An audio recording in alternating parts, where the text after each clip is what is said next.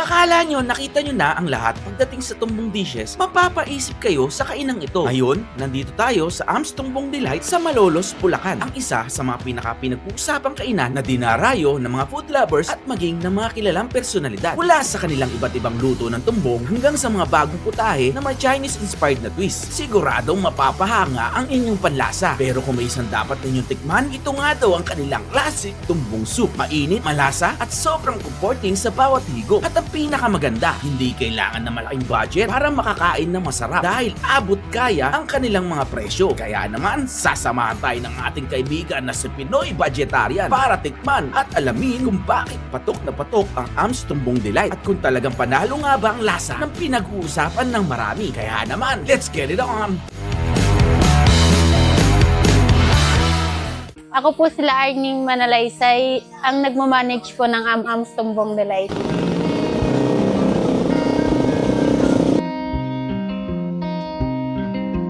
Nag-start po kami sa Tumbong Delights. Yung tatay ko po kasi, nagtitinda po kami dati sa may poultry, yung katayan ng baboy, sa may San Miguel. Tapos po yung mga laman loob po, binibigay po sa amin.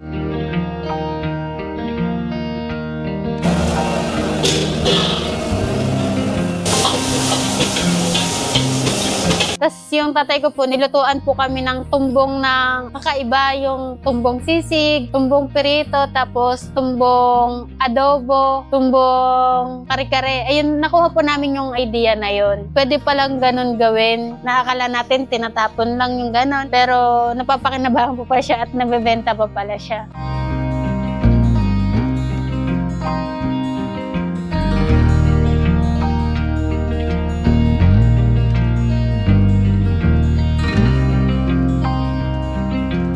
Yung unang business ko po kasi talaga, siomai pastil. Cart po siya. Tapos, nag-try po akong magtayo ng physical store, yung hindi po yung lumilipat-lipat. Okay naman po siya yung sa tumbong. Nag-start po kami sa maliit muna na store. On the spot namin ginawa yan. 1 week lang siya. Pati yung menu namin. Hindi namin siya pinag-isipan kung ano lang naisip namin. Ayun po talaga pinasok namin na sa menu na yun. Ito. Tapos yung pagluto namin, halos 2 days namin siyang inaral lang na bumili kami mga gamit within 3 days to 4 days. Kasi sayang kasi na gumagalaw yung payment namin. Kaya narush namin siya, hindi kami natutulog. Ano pa ba pwedeng menu namin? Tapos ayun, okay naman po siya.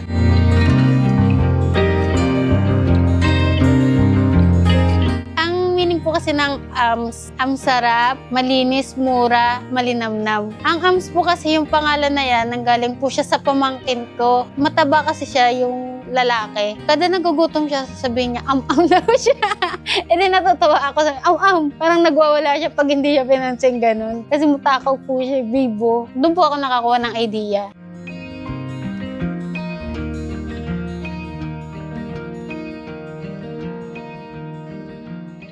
Ang special po namin dito yung tumbong po talaga. Ayun po talaga yung namin, specialty, yung tumbong classic. Yung classic po, ayun po yung perito, tumbong adobo, tumbong kare-kare, tumbong soup, tumbong papaitan. Marami po kaming menu ng tumbong. Ayun po, yung mga customer po namin, marami na po kaming talagang bumabalik po sa amin. Talagang suki na po talaga namin sila. Nasasarapan po sila. Usually, yung iba matatanda na. Kahit matatanda na, talagang kumakain pa rin sila, okay pa rin sa kanila. Pag nagnegosyo ka talaga, mapupuyat, sacrifice, yung pagod, hindi mo siya iindain, bawal kang mapagod. Kasi pag napagod ka, doon pwedeng mag-lose yung negosyo mo. Kasi food kami, may nauubos. Pag po naubusan ka na po halimbawa ng isang ingredients, parang hindi na siya kumpleto. May kulang na siya. Baga kailangan mo araw-araw mamalengke, araw-araw tatanungin sa stock. Gigising ka umaga hanggang madaling araw. Antayin mo lahat. Ganun po kasi yung ginagawa ko na bawal ka mapagod. Pag nag-business ka, nagpapagana sa'yo dyan, pera, tapos pagod, utak kung paano ka magmamarket, lahat nandoon. Kailangan mo siyang solusyonan. Tapos pag na-stress ka po, bawal mo siyang tambayan. Kumbaga, dadaanan mo lang siya. Kasi minsan, ayan ang isang kinakain ng mga nagnegosyo na stress, hindi niya dinadaanan lang.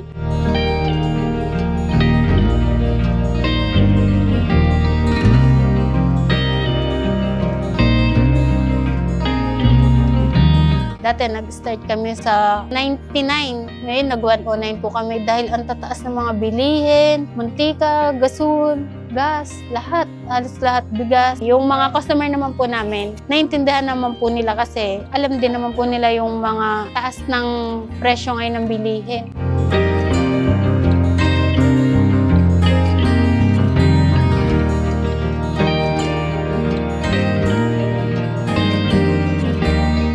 Pupunta po dito, may marerecommend po kaming tumbong na kakaibang luto, tapos Chinese food, Filipino food. Ang location po namin is 516 Hanga Street, Lungos, Malolos, Bulacan. Sa second branch po, 251 Matungaw Street, Bulacan, Bulacan. Ang opening hours po namin, 8 a.m. to 1 a.m. Open po kami tuwing Monday to Sunday, wala po kaming close. Sa mga gusto po makatikim ng am-ams, ini-invite ko po kayo na tikman ng aming mga putahe na kakaiba. Hindi lang basta tumbong at may kakaiba rin po kaming mga menu. Kita-kita po tayo dito sa Am-Am's Tumbong Delight. Siguraduhin ko po na masarap at saka malinis po siya. Hindi po kayo magsisisi.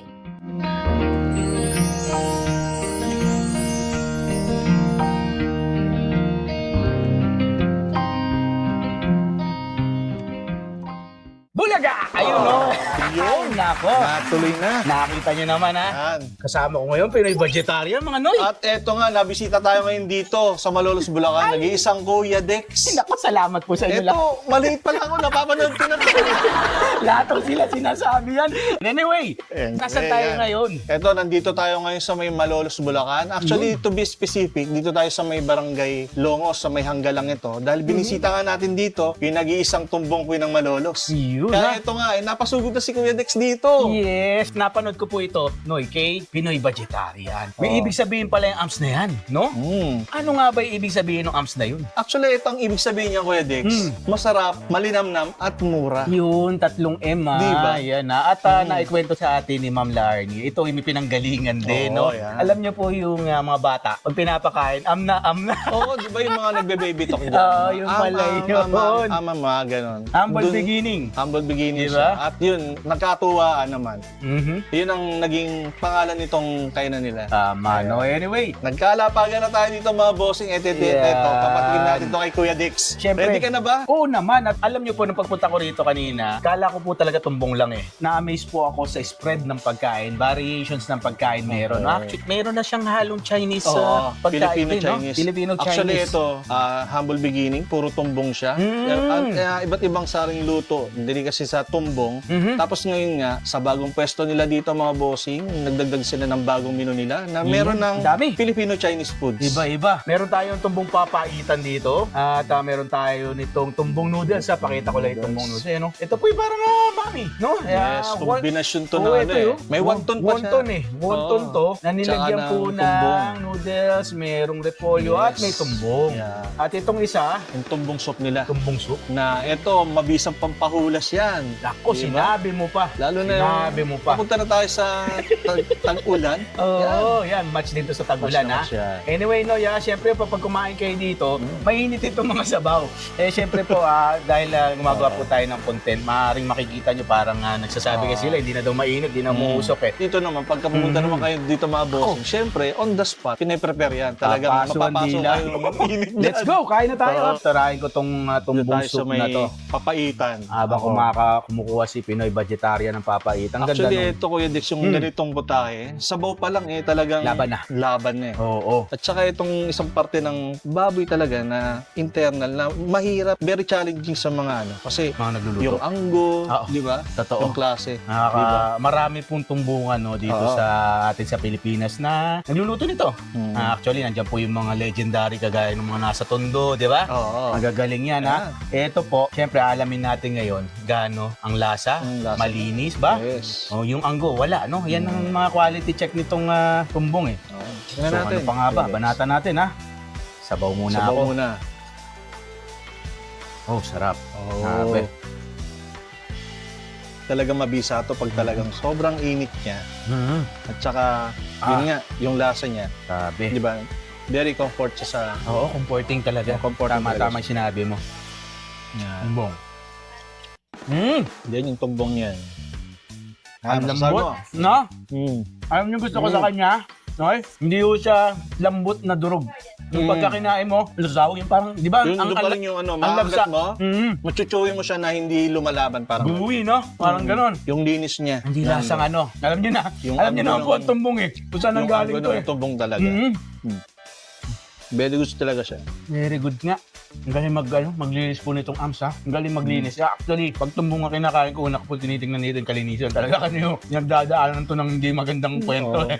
Siyempre, no? Pero yung Sa mga lasa. ibang nagluluto nito, maraming beses na nililinis to. Sabihin na natin, first impressions last. Pag Oo. ito yung in-order nyo, pag hindi na nasarapan, Pag sumablay, yari na. babalik, Wala na, oo. hindi mo babalikan. Pero dito, binabalik-balikan sila dito dahil nga, ibang klase yung galawan ng paglilinis ng tumbong nila rito. Magaling maglinis, Noy. Hindi ko magsisisi at hindi ko nagkamali si Pinoy Budgetarian para i-recommend sa akin tong Yan. AMS, no? Tong tumbong queen. Ito naman, Yes, FedEx. banat. Kombinasyon naman ng Noodles, noodles, wonton at saka ng tumbong. O, bigyan na kita ng ano kaya Yan na. Yung wonton to ha. Wonton, Yan, tsaka ang yung laki. tumbong, Tumbong. Thank you for the service, sir. Ayan. Yun, no? tapos Ating konting sabaw. noodles. Naabang ko yung sabaw nito kung lasang ano rin pa eh. Mami. Yung style niya, parang sa mga kantuhan lang na nakikita natin. Oo, Pero to. ibang klase siya dahil yung estilo niya kombinasyon ng wonton at saka ng tumbong. Tapos yung noodles na ginamit eh, angel hair kung tawagin, Oh, no? angel hair. Angel hair, ha? Ayan. Uy, sabaw Sabaw muna. Sabaw, ha? Oh, Paano cheers. tayo? Cheers, ha? Ay. Oo. Di ba? Iba rin yung karakter niya dito, no? May Oo. ibang profile Hindi din parehas siya. ng lasa. Oo, di ba? Kahit may tumbong po, hindi parehas ng lasa. Iba yung sabaw. Iba yung sabaw Hindi niya. po lasang, ito kasi kinain ko, tumbong soup, tas sa'yo papaitan eh. Yes. Malayo po, no? Ang laki ng siomay, yung Oo, wonton di na ba? kayo. Yung wonton niya, oh. Tsaka yung siomay nila, ah. Hindi siya ampaw.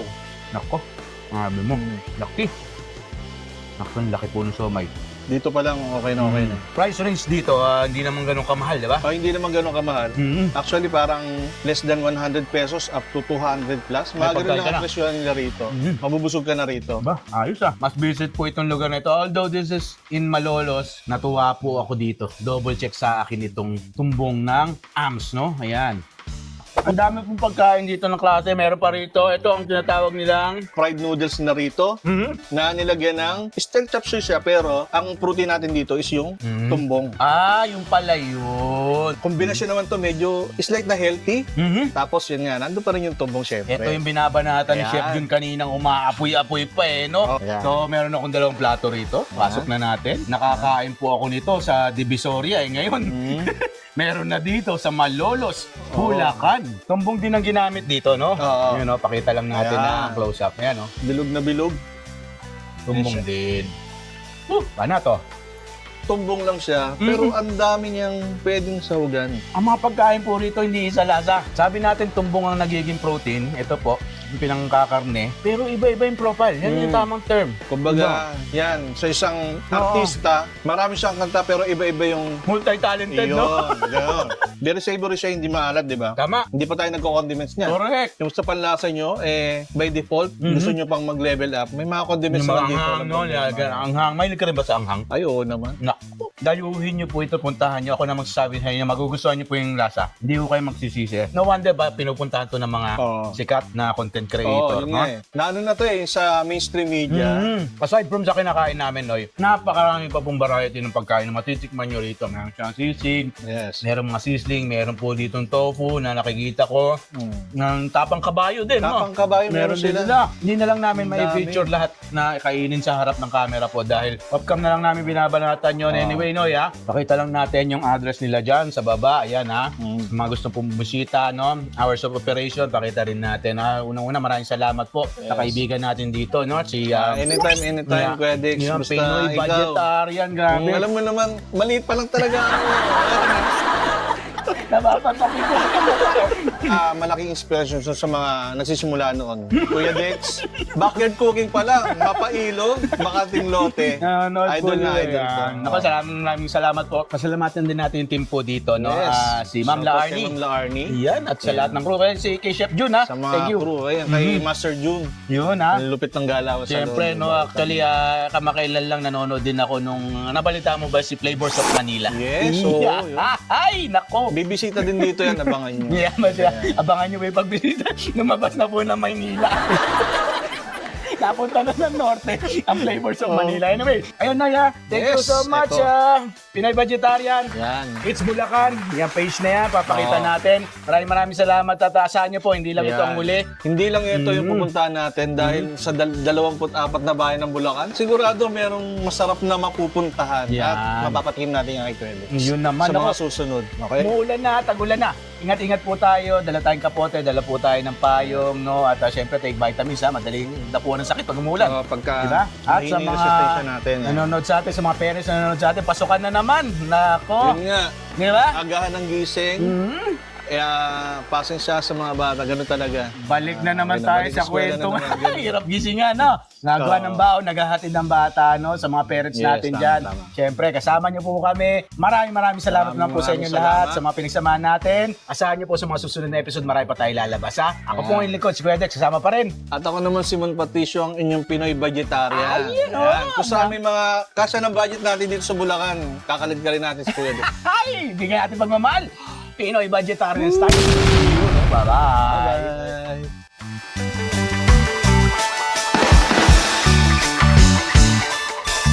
Bye!